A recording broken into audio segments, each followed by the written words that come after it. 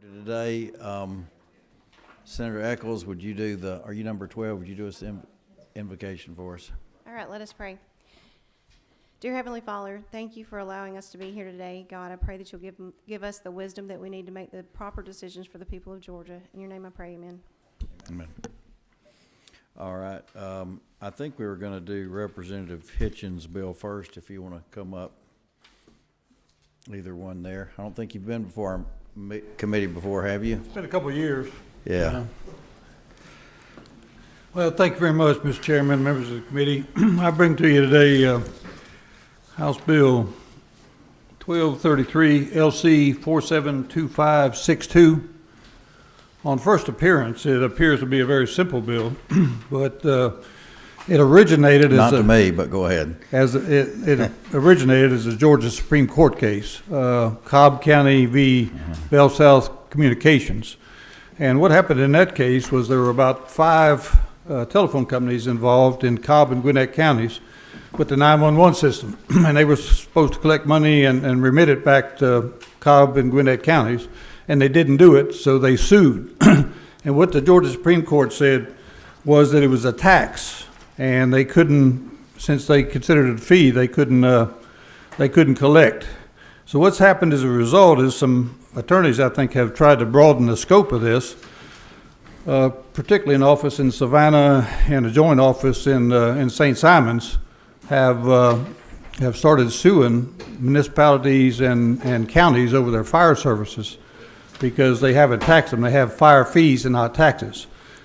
And I think that's a matter for the counties on the county side. But on the municipal side, I happen to be have a municipality. It's right adjacent to the Georgia Ports Authority, who provides fire service to the ports for free. But they also have subscribers that pay fees that live in the county, but the county fire services are nowhere located anywhere near where Point Wentworth is. So in accordance with the lawsuit, they can't provide them fire service, or that they can't charge them. They could do it for free. So what this bill does is it rectifies it, and that they can subscribe and have their fire needs taken care of, and nobody will be in violation of the law. So when I look at this, and I'll use my county as an example. We've Sure. got a city fire department that covers the city and the county. They've got a contract. Right. It's actually 50-50. Now, there's more people in the county, but their ISO ratings are way, way worse than the city. Right. So it's negotiated out between the two of them. But at first glance, it looks to me like somebody could do taxation without representation in your bill. Am I reading this wrong? Well, I think they can tax for fire services. The thing, and I guess they probably have to, but the thing that scares me is I don't know that taxing is really fair, because if you own vacant property that doesn't have any structures on it, you would get taxed just the same as if you had a mansion on it or on the property value, and companies that have abatements wouldn't have to pay anything for it. So fire fees are much more reasonable, but in the county, I don't know that. I think that's a local choice about what they want to do. It's just in the municipalities where they want to go outside of their jurisdiction is what this covers. So if a municipality wants to go outside their jurisdiction, tell me how this works. I'm still Well, it has to be voluntary. It's just like in a private fire service where you pay for a subscription and volunteer, and they come to your residence or property if you have a fire. But since they don't pay taxes or they don't pay fire fees in the municipality, the government doesn't want to provide these services for free, so they want reimbursement to be able to sustain their fire department. So it's voluntary for who, I guess, It's voluntary for both parties. Neither one has to, it's a voluntary subscription. The party wanting services doesn't have to buy them, and the city doesn't have to give them if they don't want to. Okay, I'm still a little bit confused on how this would work, I guess. Senator Dolezal, you've got a question on it. Thank you, Mr. Chairman. Thank you, Representative. Just a follow-up to the chairman's question. Where in the bill does it show that it's voluntary to the fee payer? I see where the municipality has the power, both within and without its boundaries, to levy and collect any tax or fee as may be necessary to carry out this article. And Yeah. that, And I see, provided that the extraterritorial powers granted by the subsection shall be limited to the territory serviced by the fire department of such county, which I think is good. So it's limited to the service area. I don't see, though, where the payer has the ability to not pay. Is that somewhere else in here? no, and that came up during hearing on the floor, and I contacted the council, and he said under the Constitution, they, if they don't ask for those services, they don't have to provide them. If he doesn't ask, the county If- or the taxpayer? Either one, that there's no requirement. It's the same thing if you'll read, I just came from his office again. If you'll read item on the second page, B1, the governing body, and you just read that, of each county or municipality of the state shall have the power both within and without its boundaries to levy and collect any tax or fee as may be necessary to carry out this article. I represent Savannah and part of Chatham County, and the county there was, the city was very concerned that the county could levy fees within the city since it's within the county. And Lake Council says that's not the case under the Constitution. They can't do that if they don't provide the service. Now, they have agreements. Some of them have agreements with service delivery strategies, But SDS. would they then have the right to just raise the fee? I think they can charge whatever fee they want on an annual subscription basis. I have a place at the lake, and I pay a volunteer fire department a certain amount of money every year, and they can raise the fee if they want to. And the purchaser always has the ability to say yes or no. So are you saying the individual person or the? It or could the be an group is- individual or a company or a store or anybody that wanted fire service. Okay. All right, well, we'll need to review this a little bit. I'm a little bit unsure about giving somebody the power to just levy whatever Sure. fee outside of their jurisdiction. And that's why I went back up there when I got the concern from the city of Savannah. Okay. All right, any other questions from the committee? I want to, Senator Estevez. Thank you, Mr. Chairman. I just want to make sure I understand. In order for a fire department to provide services outside of that city or county or local subdivision, would there have to be a formal agreement with, I think there has to be a written agreement between both parties. there would have to be a formal agreement? But both parties being who? The subscriber and the city. Okay, but so the individual subscriber. Right. So Okay. whether that subscriber is a taxpayer or that subscriber is Well, a if city? they're outside the city, they wouldn't be paying taxes in the city. That's the reason for this, is the fees. So whether it's a private resident or a local government, whoever's subscribing to that service would have to have an agreement with the fire department. That's correct. So, And I have one of those at mine with the private sector. okay.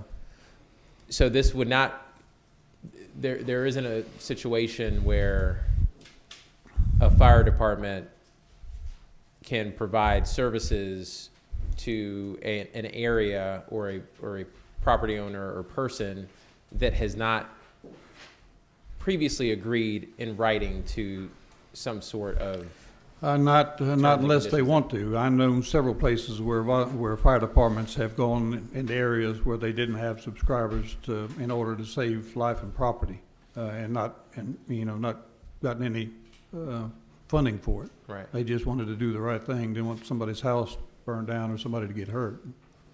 Okay. And in those current, one Go last ahead. question. In those current agreements, do you know how payment or anything is given at this time? I've Right never now. delved that far into it. I can only speak from my personal experience at the lake, and they send me a letter every year and tell me what the subscriber fee is for the year, and I send them a check. Okay. So this you're would- this would- sending them a fee now then, right? Is that what we're saying? That's what I But, was trying to. yeah, go ahead. Well, this has been going on for a long time. It's just now that the Supreme Court has said it should be a tax. But you can't tax somebody who lives outside your jurisdiction, so it has to remain a fee. And what this does is allow people outside the jurisdiction to pay the fee, whereas most of them that live inside now are gonna have to be taxed if they're gonna be in accordance with the Supreme Court. Okay, Senator Albers. Now, there's another case that's ongoing now in McDuffie County. They've sued McDuffie County, and it's been heard, and it's on its way to the appeals court, so it's not over yet. They've sued my county. They've sued two jurisdictions municipalities that I represent, the city of Port Wentworth, for $3.5 million. Who's doing the suing? A legal firm that has offices both in Savannah and St. Who are they Simons. suing on behalf of? They have to find somebody in the area who's paid, that's willing to put their name on the line. They're looking for standing. So I think I can provide some context to this. This is a common thing that happens throughout the state where two governments, usually it's a city and a county, that they have an IGA. It's an intergovernmental agreement between the two, because the way that the lines are drawn, you may have a firehouse that's right next door across the street from the line versus one that might be 10 miles away. And it just makes sense to do that. And usually the cities and counties will work out an agreement, right? And sometimes they will literally compensate each other back and forth in order to cover those areas. The challenge that I always want to call you Colonel still, Chairman Hitchens is trying to alleviate is there are areas that county doesn't have the resources in order to take that, to pay the city for that extra fire service. So it would behoove me, if I own that piece of property, to get the coverage, to get the higher ISO rating, because it's going to lower my insurance. I'm going to make sure that we're well protected. It's in everybody's best interest to do that. I think what Chairman Dolezal was saying, I think if we added a little verbiage in here that says that the decision can be made by the property owner specifically, that would give me a little more comfort, so the county didn't make a carte blanche decision that those people are now going to pay fire fees to a city, as an example. So I think we could probably work this out pretty easily by just adding a couple of lines. And I'm open to the amendment. You Yeah. know, like I said, I just went up there because the city and county in Savannah and Chatham County had an issue with it. And if you read it plain language, you know, I'm not an attorney. It speaks volumes to me about somebody being able to, the county, because the city's within its jurisdiction, being able to tax them. But he says not because of the Constitution. But if the fee is voluntary right now, why would somebody be suing over it? Well, they're suing for the people that pay. This all goes back to the Supreme Court case about 911 systems, and how taxes and fees are paid in the state. So I think the lawyers have really enlarged the scope, but you know, I'm not sure it's legitimate, to be honest, but everybody's scared because they're getting sued for a lot of money. And the reason why the fees have to be in place is right now that city fire department does not have jurisdiction in that part of the county. Right.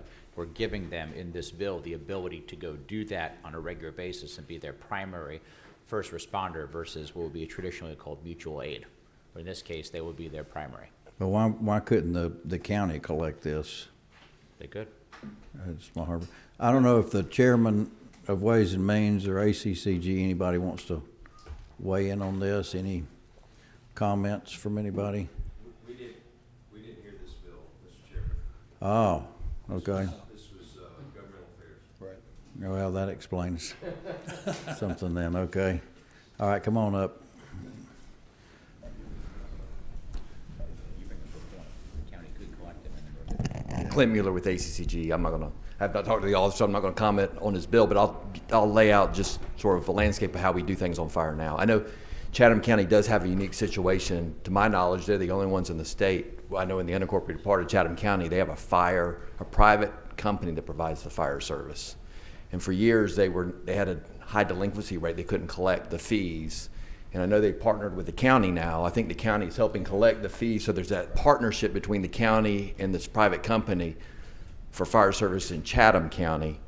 Now I know that your bill deals with the city. We do have, under the service delivery strategy agreements, which are the required contracts between counties and cities about who's going to provide what service where, supplemental powers, which fire is a supplemental power under our state constitution, they have to work those things out. So counties and cities have to say, okay, who's going to be providing fire where, and how's it going to be paid for? So you're right, through intergovernmental contracts, you should be able to have the county charge a fee or a tax and then pay the city to provide the service, I would think, through that intergovernmental So why agreement. can't they do that down there, would be And- my question. Yeah, and we have a lot, in going back to the fee itself, we do have a number of jurisdictions that have opted to go away from the property tax and fund their fire through a user fee. So that's not unique. That's not even unique to Chatham. I've got probably 10, 15 counties I know of that do that. They charge a user fee for the fire. Now, they lose some collection potential there because they can't levy the property like you can with a property tax if they don't pay.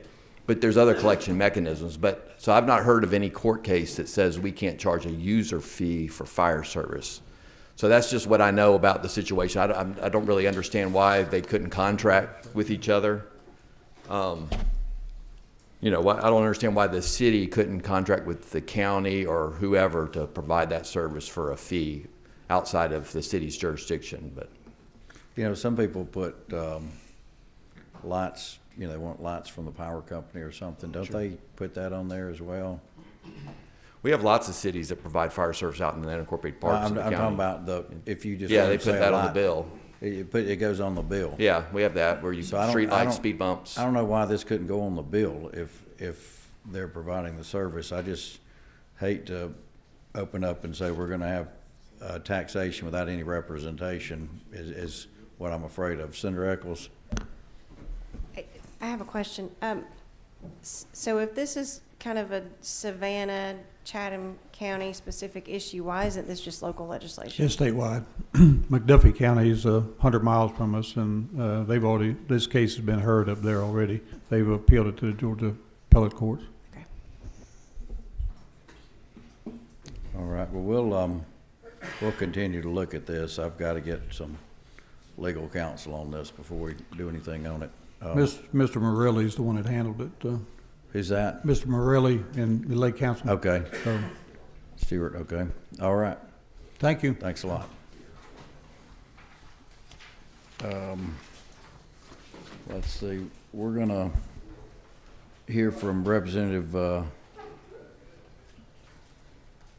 Stevens next. We had Lauren McDonald on here today, didn't we? Representative McDonald's not here today, is he? I think I have a typo on the agenda, so I apologize not having him on here today. I thought we were doing that today, but it's probably my fault. All right, go ahead, Representative Stevens. Thank you, Mr. Chairman. House Resolution 1021, and I'm working on LC 50-0806S. Due to our aging population, we're looking for ways to help our senior citizens. And many of our senior citizens that retire, at most of them 62, 65, really want to stay somehow in the workforce, and they're limited on the amount of income, of course, many of those that they can make. What this bill does, very simply, is it allows the local taxing authority, it allows, and that's the underlying word, the local taxing authorities, whether it's the city, county, or school system, to pay in the form of an ad valorem tax credit on the next year, the following year, if they provide service to that particular taxing authority. For example, a retired teacher could then be paid $10 an hour or minimum wage on the following year's property taxes. Has nothing to do with any of the revenue that the state of Georgia gets in, and it's totally voluntary. And it allows, again, the cities, the counties, or the school board themselves to, by resolution, once this bill passes, to pay a property tax credit, if you will, and give these folks a reason to come back and stay in the workforce and stay healthy. So what would be the qualifications for somebody to be eligible for this? That's up to the local government. They would have to, those folks that they need in a particular area, if they were to come in and say, I want to volunteer for a certain position, it's strictly up to the local government. Okay. All right, so this would need to be a ballot initiative, correct? Yes, sir. Okay. So you're saying that each government could do up to $500 in tax relief if they want to volunteer. If it's $10 an hour, that would be 50 hours of Yes, sir. volunteer work. Now, Or minimum wage, whichever is greater. now, how do they decide what they have them do? I mean, is that up to the county or the city or Or school board. school board? Yeah, they would be the ones making the decision Yes, under sir. this. Okay. It's kind of, I'd love to take credit for this idea, but it came out of the Ways and Means Committee. It is actually thinking outside the box, again, to keep our senior citizens active if they so choose, and to give the local governments the opportunity to keep these folks employed and give them something to do. And probably the most important thing these senior citizens have is not how much income they make, but the rising property taxes that they have. And this would provide some relief for those folks voluntarily. All right, Senator Albers. Thank you, Mr. Chairman. Always great to see you, Chairman Stevens. Love the idea. We're having a problem across America right now where people just aren't volunteering at all anymore. It's a bit of a crisis for our charities and civic organizations. Just one question. Why couldn't the local government give them $500? They could, but that's On top of income. They could, and some of these folks, I mean, they could pay them out now to do that. But anything under $600, that wouldn't be reported. That's true. But it is income. And if that's the only income that these folks are getting, if don't have revenue sources from somewhere else, it's just an option for these No, local I governments. understand. I'm just thinking, you can give them a $500 gift card. Nobody's got to report anything under $600. That was my question. It's an option. It's an option for the locals. Thank you. They can pay it on their property taxes, I suppose, with a gift card. So we could only, the state tax is the only thing we would say you're not subject to. I mean, we can't really Correct. tell the feds what to do on that, so. Okay. Any other questions of the committee? I mean, I'm sort of neutral on this overall, so Senator Hitchens, That's close. Hickman. That's close enough. I'll take that. Just clear. So assume I'm over 65. So I can volunteer to pick up trash in Bullock County under this bill, and then agreement with them, I can get a $500 off my property taxes. Up to $500. And probably the best example I can think of might be a city that's got like one of mine that's a volunteer fire department. They can come back and work without getting paid and actually reducing their property taxes, which is incredibly important to a senior. I like the idea of picking up trash on the side of the road. Our counties are filthy throughout the state. Agreed. Thank you, sir, for this. Yes, sir.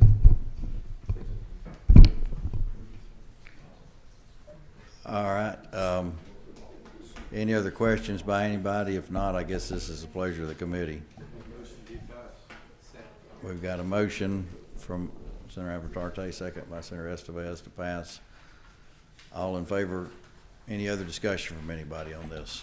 Just say something. I just want to say something real quick. Sure. Ron, I appreciate what you're doing, and I love the idea of volunteering. I just don't think we need to add it as a property tax exemption when they can just give them $500 and stay out of the middle of it. So I just want you to know I appreciate what you're doing, even though I'm going to vote no. I understand. Thank you. All right. All in favor, raise your hand. Got 1, 2, 3, 4, 5, 6. Is that 7? Okay. Those opposed? 1, 2, 3, 4. All right. You by the skin of your teeth there. Thank you, Mr. Chairman. Thank you, committee. Who's your Senate sponsor on this? You know what? I don't have one You yet. didn't get that I far. will You didn't get that. expect to get this far? Is that what you're saying? No, or- I didn't mean that at all.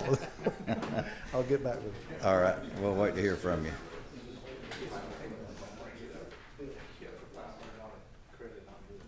All right. And I think we've got a stand-in for Representative Sands, who's off vacationing or something. I don't know.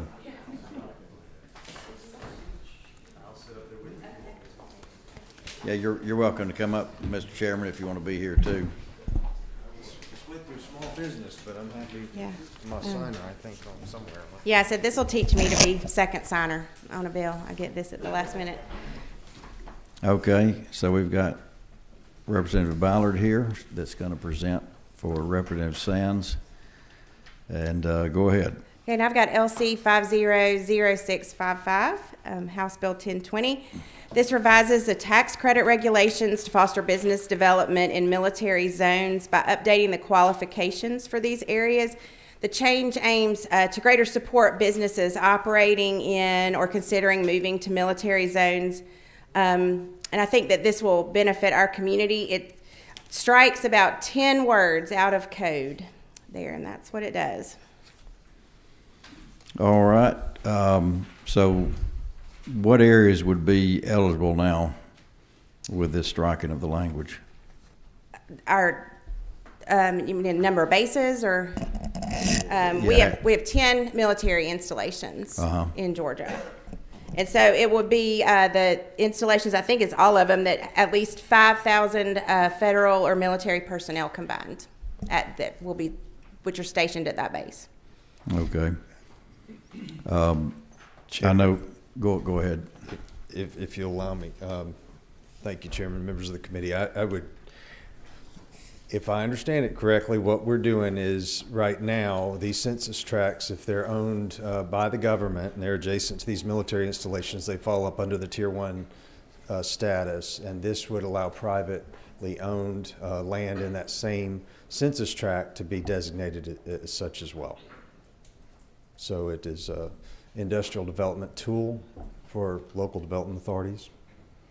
It doesn't require it to be government-owned, as I believe the way that he structured that. Now, if I have that wrong, my delegation may correct me on that, but I believe that's the way that it's worded. It did not come through Ways and Means, I'll tell you that. It came through Oh, so I'm blaming you for these Small 38 business. bills or whatever I've gotten, and there's a couple of them you They say sent you all didn't- kind of stuff, Mr. You didn't Chairman. send me, okay.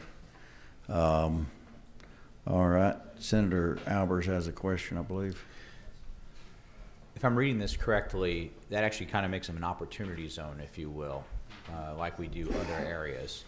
And we're just decoupling the industrial park part of that. Yes, and allowing other things. And if I'm correct, it's probably what addresses maybe 2 locations in the state that are that large.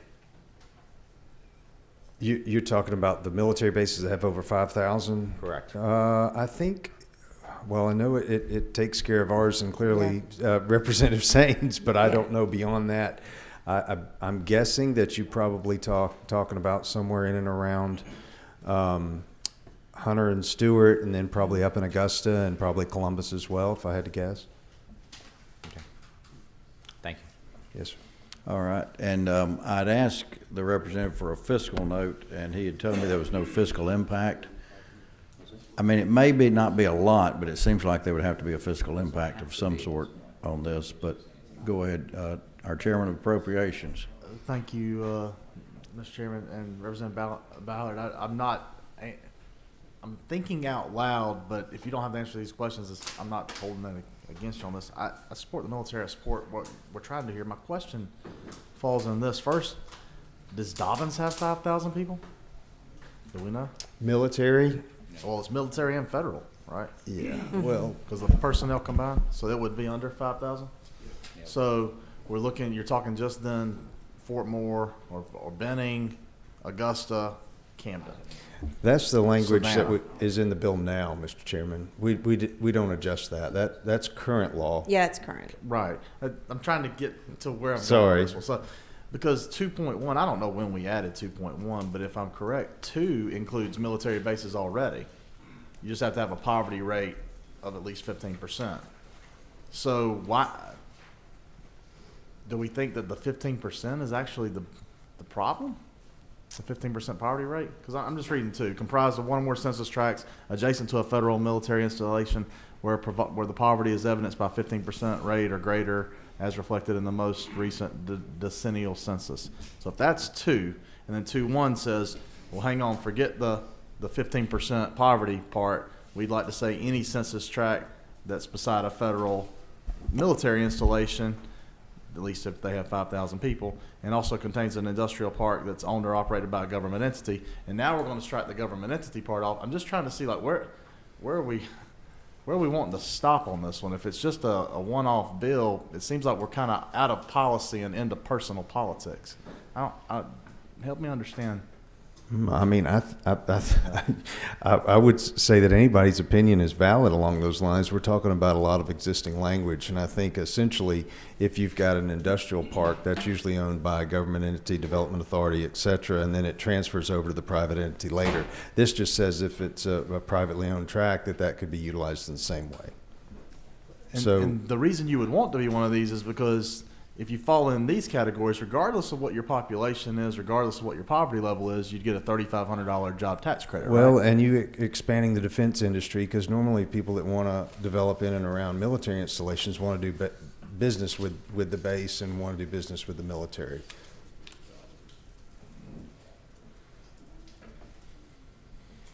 All right, well, we probably want to get this a little bit better defined on what this affects, I guess, before we go forward with that. So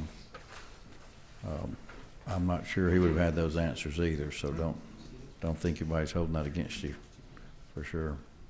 It's not just because I'm sitting here, is it, Mr. Chairman? No, that's absolutely not. You can tell him you came up here trying to bail his bill out. Thank you. All right, well, thanks for Thank you. the presentation, and we'll continue this discussion as well. Thanks. All right, the last one we have here is House Bill 1185. I don't know if Representative Camp's here or not. I told her she didn't need to be here, but what we're doing on this is we're taking our Senate Bill 349 that hasn't had any action over there in Ways and Means and putting it on this bill. So it's the same language you already passed out. I'll make a motion at the appropriate time. It's appropriate now. A motion do pass House Bill 1185 LC 500851S. Second by Senator Avatarte. Did you have a discussion on this, Senator Douglas? Do you guys want to, did I hear you correct that this would be our floating homestead exemption piece you're putting into this? And you said that's not getting any traction in the House? No, we haven't had a hearing yet on that bill, no, sir. I'm shocked. I mean, we've seen double-digit property tax increases in almost every single county across the state. This would ensure that there's a throttle or a governor on those annualized increases. I know a number of us have taken steps to do this locally. It's been very successful. Chairman Albers, I know, has done this, I believe, about a decade ago. I would strongly encourage, if there is anybody with influence in the House, in this room, that we look at what I think would be the best news we could take back to our constituents. And I'm being honest about that. I think this is the best news that we could take back to our constituents, is that the days of double-digit tax increases are over under this plan, and that we stop particularly school systems from taxing people out of their homes.